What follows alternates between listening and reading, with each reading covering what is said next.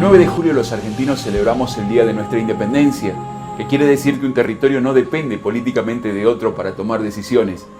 Desde los inicios de la colonización en el siglo XVI, todas estas tierras estaban sujetas a la voluntad política de España, que a partir de la llegada de Cristóbal Colón habían realizado un proceso donde habían quitado la emancipación de los pueblos originarios.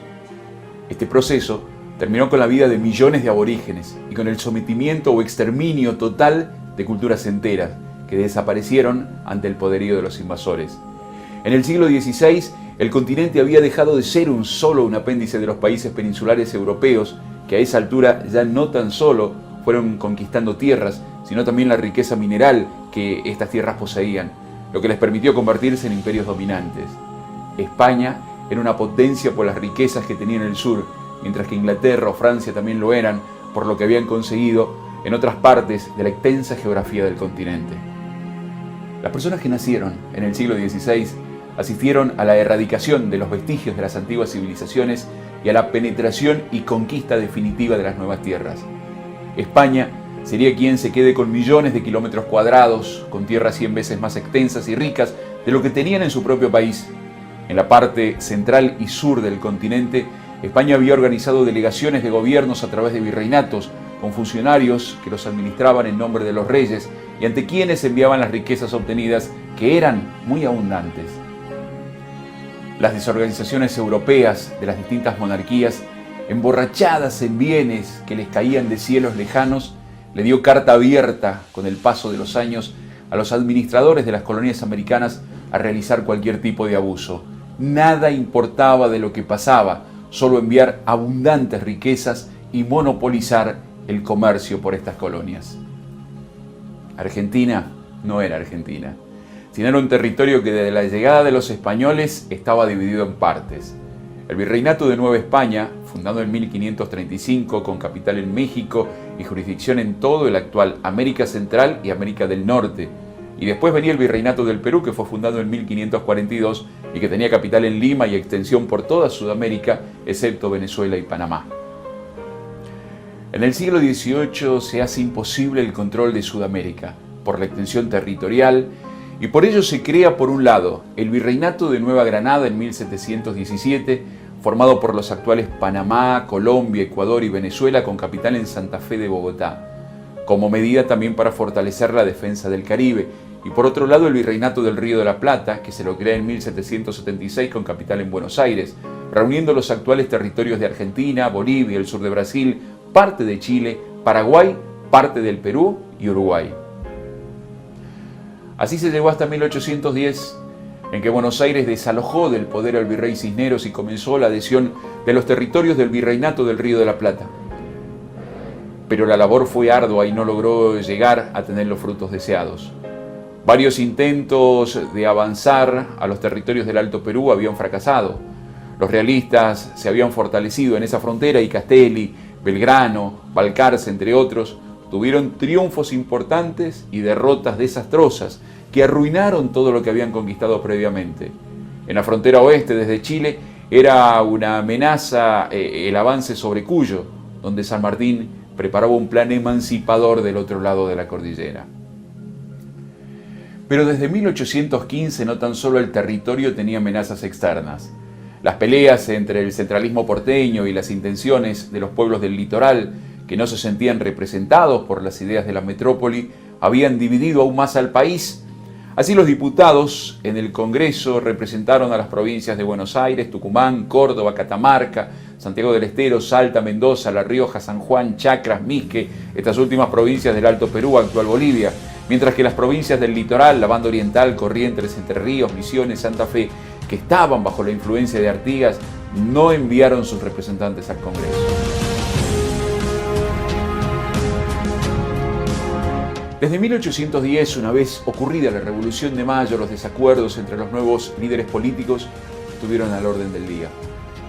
Las ideas de llevar adelante el nuevo escenario tenían una marcada diferencia entre las posturas conservadoras de Cornelio Saavedra por un lado y las ideas liberales de Mariano Moreno por el otro, que pensaba que con premura era necesario declarar la independencia.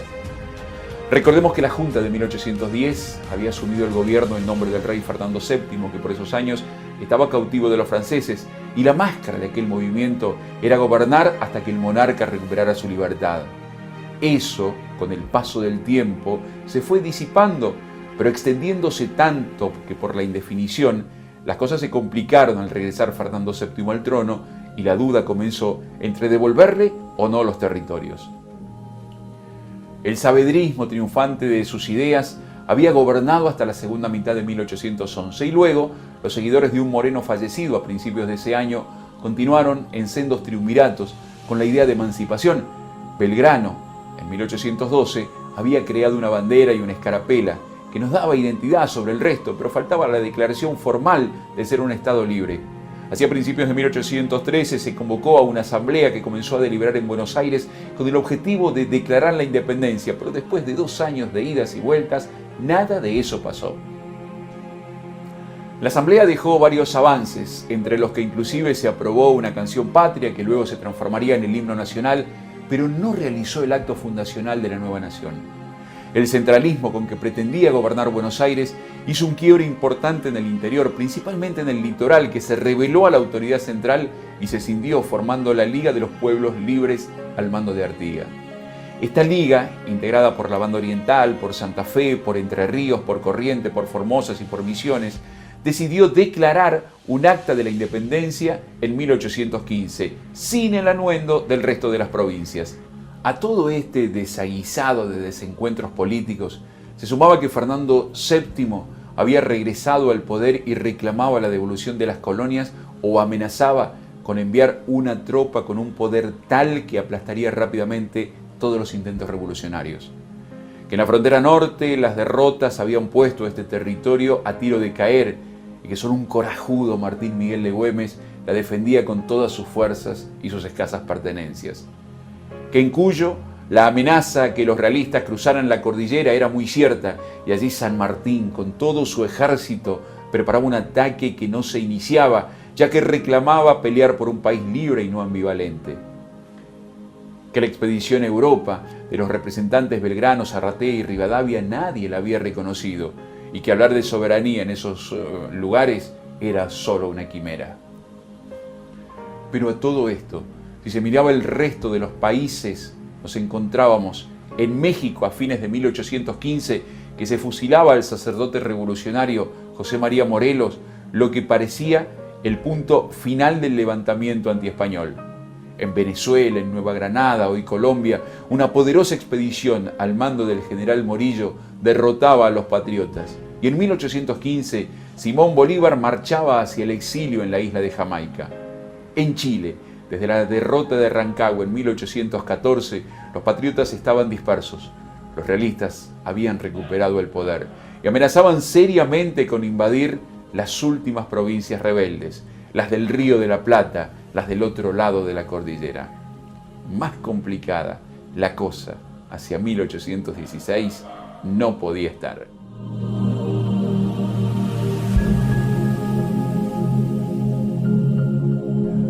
Terminado el mandato de Alvear y con el fracaso de la asamblea que había comenzado en 1813, fue designado al frente el arequipeño Ignacio Álvarez Thomas. Había temas fundamentales que terminar luego de concluida la asamblea del año 13, después de 2 años, y que sin embargo no podían esperar mucho tiempo más. Al final, la asamblea había marcado claramente que las provincias del interior no se sentían a gusto en Buenos Aires, que siempre proponía ventajas sobre el resto. El enfrentamiento con Artigas y las provincias de la Banda Oriental, Santa Fe, Entre Ríos, Misiones, Corrientes, más Córdoba, que también se acercaba a ellas, la excluían de ser sedes de un congreso. Mendoza estaba ocupada, junto a San Martín, en la preparación del ejército de los Andes, mientras que Salta apenas defendía como podía su frontera de los ataques españoles. Sin embargo, Tucumán tenía una fortaleza militar. No era separatista como el litoral. Tenía una distancia central al resto de las provincias, incluidas las del Alto Perú, y un gobernador, Bernabé Araoz, que ya en 1812 había dado muestras sobradas de su adhesión a la causa revolucionaria y una vez más estaba dispuesto a ser receptor de las necesidades del momento. Fue así que en mayo de 1815 el director supremo invitó a las provincias y ciudades a elegir diputados, que participarían en un congreso en la provincia de Tucumán. El destino estaba elegido. La elección de los diputados que debían concurrir al Congreso comenzaron en la segunda mitad de 1815. Pero en esta oportunidad se establecieron nuevas pautas que permitieron que todas las ciudades votaran electores que terminarían eligiendo a los diputados. El sistema de la cantidad de diputados se basaba en el número de habitantes, o sea que cada congresal representaría a unas 15.000 personas. Los electores que fueron elegidos en asambleas primarias integraban luego una asamblea electoral que elegía en segundo grado a los diputados al Congreso. Otra modificación era que la riqueza y el honor dejaban de ser premisas para ser diputados, sino que se pedía educación, oratoria y experiencia política. Esto derivó en que abogados y sacerdotes sean mayoría en el Congreso. A pesar de este nuevo sistema, muchas provincias no cumplieron y eligieron a sus diputados bajo excusas de urgencia, a su antojo. En los últimos meses de 1815, los diputados salían de sus provincias rumbo a Tucumán. Así llegaron al Congreso de Tucumán por Buenos Aires Tomás de Anchorena, José Darragueira, Agustín Gastón, Pedro Medrano, Juan José Paso, Cayetano Rodríguez y Antonio Sáenz. Por Catamarca, Manuel Antonio Acevedo y José Eusebio Colombres. Por Córdoba, José Antonio Cabrera, Calixto del Corro, Eduardo Pérez Bulnes y Jerónimo Salguero de Cabrera y Cabrera.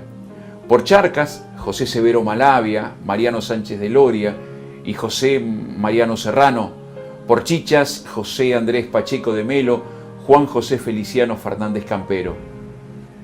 Por Jujuy, Teodoro Sánchez de Bustamante. Por La Rioja, Pedro Ignacio Castro Barros. Por Mendoza, Tomás Godoy Cruz y Juan Agustín Maza. Por Misque, Pedro Ignacio Rivera. Por Salta, Mariano Boedo, José Ignacio Gorriti, José Moldes. Por San Juan, Francisco Narciso de la Prida y Fray Justo Santa María de Oro. Por San Luis, Juan Martín de Pueyrredón. Por Santiago del Estero, Pedro León Gallo y Pedro Francisco de Uriarte. Y por Tucumán, Pedro Miguel Araos y José Ignacio Tames. Los abogados eran 18 en total. Anchorena, Darregueira, Gascón, Medrano, Paso, Cabrera, Pérez Bulnes, Salguero, Malavia, Sánchez de Loria, Serrano, Pacheco de Melo, Sánchez de Bustamante, Godoy Cruz, Maza, Rivera, Boedo y Laprida. Los sacerdotes eran 8, Sáenz, Acevedo, Colombres, Del Corro, Castro Barros, Gallo, Uriarte, Araos y Tames. Había 2 frailes, Fray Justo Santa María de Oro, que era mercedario, y Cayetano Rodríguez, que era franciscano. Los militares eran los coroneles Fernández Campero, Gorriti, Pueyrredón y Moldes. Sin embargo, no todos pudieron asumir, ni tampoco estaba todo resuelto al momento de iniciar las sesiones. De hecho, las deliberaciones comenzaron el 24 de marzo de 1816 con 20 diputados y el resto se fue agregando con el paso del tiempo. El 9 de julio, en el momento de la declaración de la independencia, varios de los que nombramos estaban ausentes.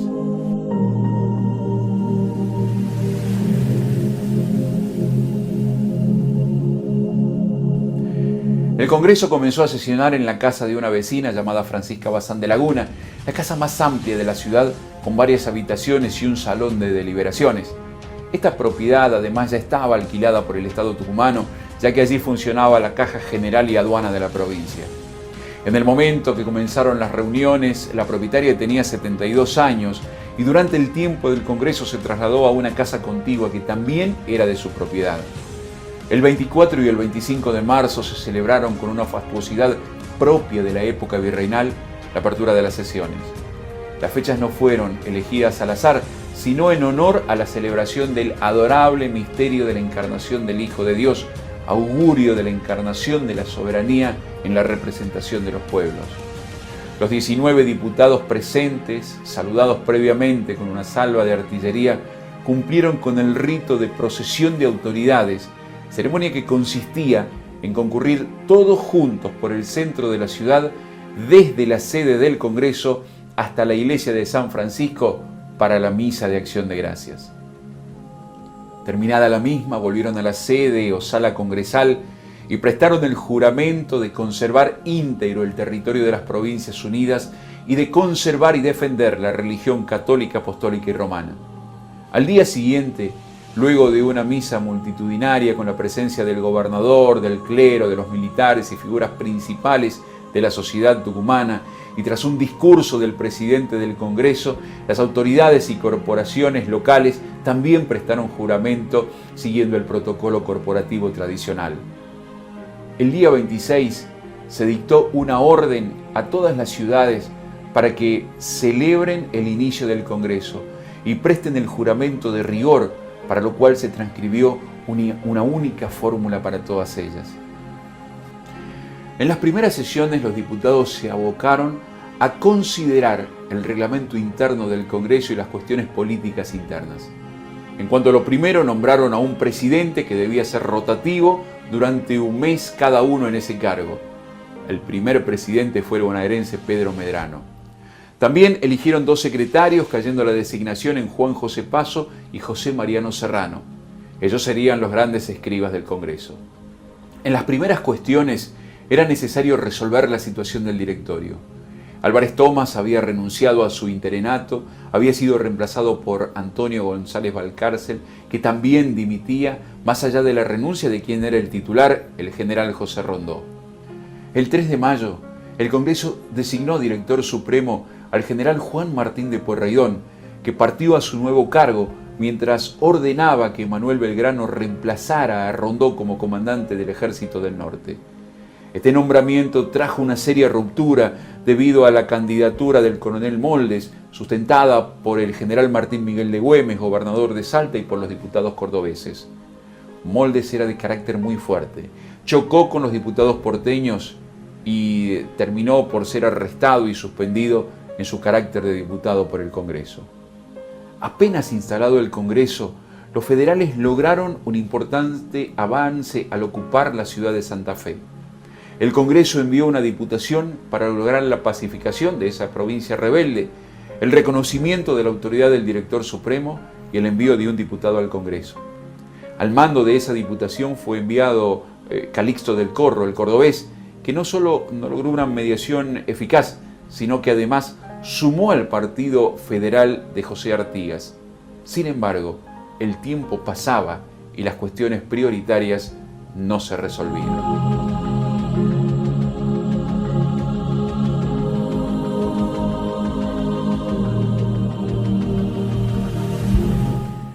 El 5 de julio llegó a Tucumán Manuel Belgrano. Venía de su misión en Europa y traía una visión global de la situación geopolítica actual. Belgrano les dijo a los diputados que comprendía la situación apremiante de la economía, que estaba arrasada por los costos de la guerra, pero pidió que se acelere la declaración de la independencia, por los peligros que significaba la vuelta del rey Fernando VII al trono. Belgrano tenía un peso político y militar importante, era reconocido por la gente, era escuchado por todos los grupos sociales. Tras contestar algunas preguntas, Belgrano aconsejó un sistema monárquico temperado, o sea, constitucional para las Provincias Unidas. Pensaba que, a fin de incorporar el Perú a la monarquía, la capital debía estar en Cusco, nombrando para el cargo de rey a un descendiente de los incas.